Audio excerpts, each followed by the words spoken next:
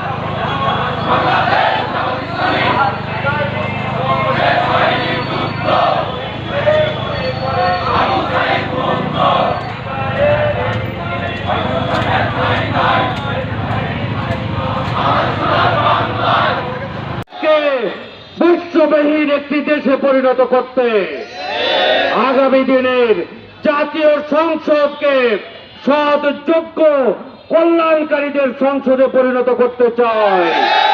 আপনারা কি রাজি আছেন? টাঙ্গাইলবাসী কি রাজি আছে?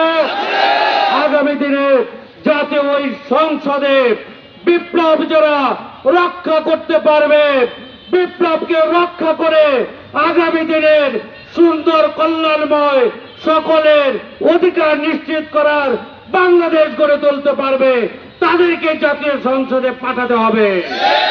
আমাদের অঙ্গীকার, সেই অঙ্গীকার আমাদের। আমরা 16 বছরের অত্যাচার নির্যাতন, আমাদের নেতৃবৃন্দের ফাঁসি দেওয়া আমরা ভুলি নাই, আমরা ভুলবো না। এই নির্যাতনের উপরে দাঁড়িয়ে আমরা বাংলাদেশকে গড়ে তুলতে চাই।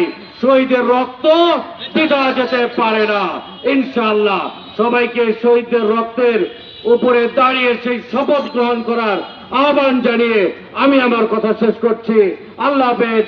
বাংলাদেশ জিন্দাবাদ, বাংলাদেশ জামাত ইসলামী জিন্দাবাদ, বিজয় দিবস জিন্দাবাদ। আসসালামু আলাইকুম ওয়া রাহমাতুল্লাহ।